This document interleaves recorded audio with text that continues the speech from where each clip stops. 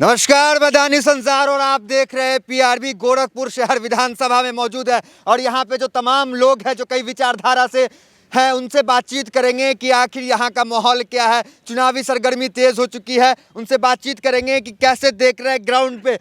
गोरखपुर में मौजूद हैं और गोरखपुर शहर विधानसभा जो इस समय एकदम हॉट सीट माना जा रहा है। योगी आदित्यनाथ यहाँ से घोषणा हो चुकी है कि चुनाव लड़ेंगे। कहा जा रहा था मथुरा से लड़ेंगे, अयोध्या से लड़ेंगे, लेकिन घर वापसी कर चुके हैं और यहीं से चुनाव लड़ेंगे। पहले शुरुआत करते हैं आपसे। अगर शुरुआत करते हैं तो कैसे देख रहे हैं योगी जी का यहाँ आना, मजबूरी था या जरूरी था जनता के लिए?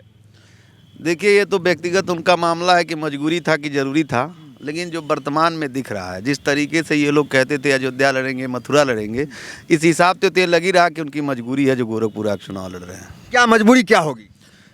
स्थितियाँ साफ है। अयोध्या गए, अयोध्या में उनके बहुत विरोध है, जो हम लोग मीडिया के माध्यम से भी देखे, लोकल स्तर पर ही देखे। क्योंकि आज भले ये लोग काशी की बात करते हैं, रामलला की बात करते हैं, चाहे जितने भी जगह की बात है, बनारस को मोदी जी भजा रहे हैं, कहते हैं हमने कॉरिडोर बना दिया, ये बना दिया। हम लोग चूँकि ब्राह्मण भी हैं, हिंदू भी हैं, और गलती से योगी जी मठ के महंत हैं, उनको खुद विचार करना चाहिए कि जहाँ पूजने की जगह होती है वहाँ घूमने की जगह नहीं बनानी चाहिए।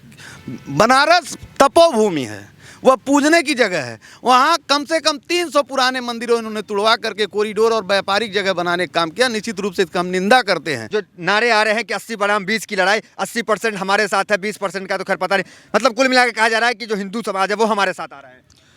मुझे नहीं पता भाजपा के हिंदू की क्या परिभाषा है, लेकिन मुझे इतना जरूर आपका नाम क्या है? योगेश प्रताप सिंह, और मैं भी एक हिंदू हूँ। और मुझे इतना पता है कि जो भाजपा का हिंदू है, वो हिंदू जो होता है ना, उसी का हिंदुत्व हाथरस की बेटी की लाश 2 बजे रात को जला सकता है।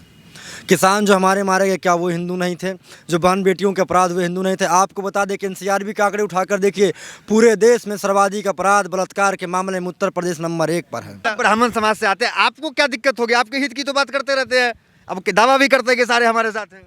ब्राह्मण हित की बात तो इतना इन्होंने किया है कि गोरखपुर में बगल में ही अंकुर शुक्ला का हत्याकांड हुआ, इनके सांसद वहाँ जा करके उकसाने का काम करते, आज तक उस पर कार्रवाई नहीं हो पाई। ब्राह्मण का कितना बड़ा यह काम किया है कि आज भी विकास दुबे हो सकता है अपराधी था ना।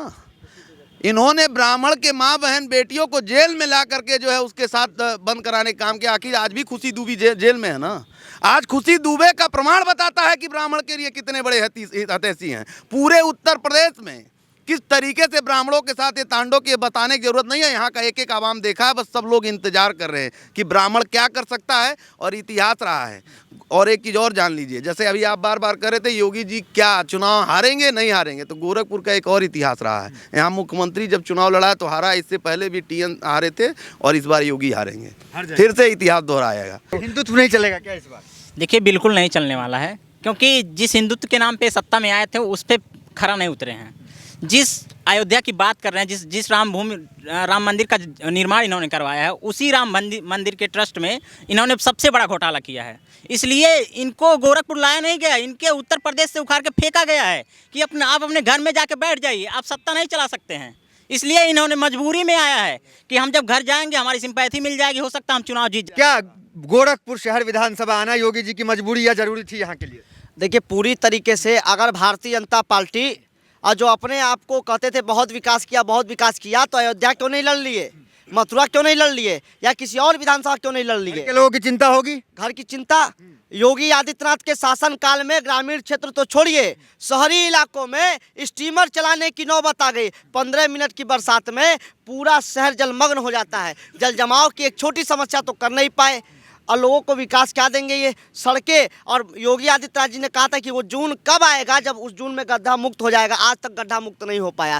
पूरा का पूरा गोरखपुर त्राहिमाम है। एयरपोर्ट से लगाए मंदिर तक का आप सड़क देख लीजिए, केवल योगी आदित्यनाथ जी ने अपने लिए वो सड़क बनवा के लोगों के मकान तोड़वाने का काम किया। मैं तो कहता हूँ बहुत अच्छी बात है, गोरखपुर शहर की जनता इस बार योगी आदित्यनाथ को हराने के लिए तैयार बैठी है। रामराज नहीं दिख रहा है। कौन सा रामराज है? दरोगा भर्ती देने जा रही बेटी का सामूहिक दुष्कर्म होता है रामराज है? 7 दिन होता है ना हफ्ते में, सातों दिन हत्या होगा। गिन लीजिए, हम गिनवा दें उंगली पे आपको। अंकुर शुक्ला हत्याकांड, प्रियंका भारती हत्याकांड, काजल सिंह का हत्याकांड, पुष्पा यादव की हत्याकांड, जद्दों में यादव परिवार की हत्या, निषाद समाज की हत्या, गौर समाज की हत्या। आखिर कहाँ है? कानून व्यवस्था। जंगल महाजंगल राज है। हम बिहार को कहते थे कि जंगल राज है। अपराधी योगी आदित्यनाथ के शासनकाल में प्रदेश छोड़ के भाग गए, बल्कि सत्ता के संरक्षण में और स्वयं योगी आदित्यनाथ के संरक्षण में अपराधियों का मनोबल इतना बढ़ गया कि खुलेआम अनीस कनौजिया की गला रेत कर हत्या कर दी जाती है। इसी गोरखपुर में मुख्यमंत्री का ये है, यही मनीष गुप्ता की हत्या कर दी जाती है। योगी आदित्यनाथ के पुलिस वाले पीट पीट के उस व्यापारी की हत्या कर देते हैं। बुलडोजर की तो तारीफ होती है ना कि भाई बुलडोजर हर जगह चल रहा है, अपराध खत्म हो रहा है पूरी तरीके से। वो बुलडोजर दो अक्खा काम करता है,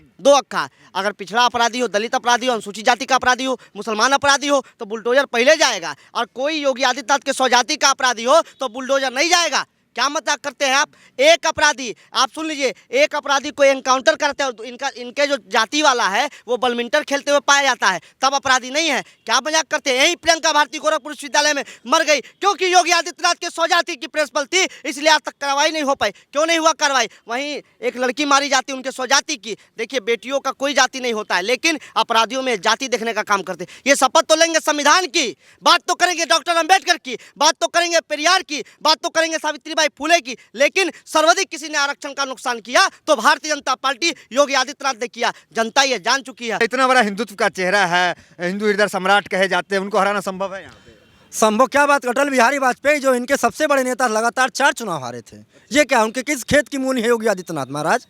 बहुत गंदा चुनाव हारने जा रहे हैं। बड़ा कड़ा विरोध कर रहे हैं, क्या कहेंगे, कैसे देख रहे हैं? ये बिल्कुल सही कह रहे हैं। जिस प्रकार से आज जनता परेशान है, यही गोरखपुर में व्यापारी लोग इनको सपोर्ट करते थे, व्यापारियों की हत्या हुई, देखें मनीष गुप्ता की हत्या हुई, जैसे इन्होंने बताया शहर में नाव चले हैं। योगी जी गायब रहे। योगी जी जब सांसद हुआ करते थे तो सारे आंदोलन में, चाहे छात्रों का हो चाहे कर्मचारियों का, सारे आंदोलन में आज कहते थे हम मेहरी सरकार आ जाएगी तो हम ये कर देंगे वो कर देंगे। लेकिन आज सरकार में है, मुख्यमंत्री हैं, आज वही योगी आदित्यनाथ छात्रों का आंदोलन होता है तो लाठीचार्ज करवाते हैं, मुकदमे कराते हैं। कोई और कर्मचारी आंदोलन करता है तो लाठीचार्ज कराते हैं, मुकदमे कराते हैं।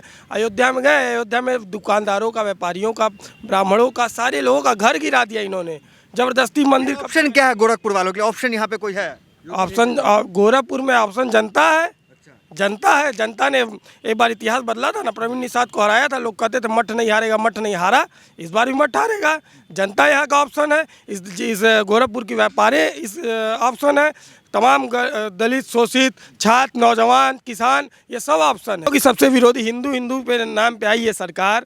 आप बताइए, सबसे ज़्यादा लाशें टहरी जो गंगा में दिखी, कुत्ते नोच के खाए, वो हिंदुओं की तो थी, मुस्लिम तो नहीं दिखे। सबसे बड़ी हिंदुओं कोरोना काल में फ्लॉप मान रहे हैं आप? बिल्कुल फ्लॉप है, हर चीज़ में फ्लॉप है। हाथरस में 2 बजे रात को एक लड़की को जला दिया जाता है, उसका अंतिम संस्कार नहीं किया जाता है, लगातार बलात्कार हो रहे हैं। अब इसको बताइए, छात्र पढ़े ना, रोजगार मानने जाता, लाठीचार्ज होता है, महिलाओं को अपना बाल छिलाना पड़ता है आंदोलन करने में।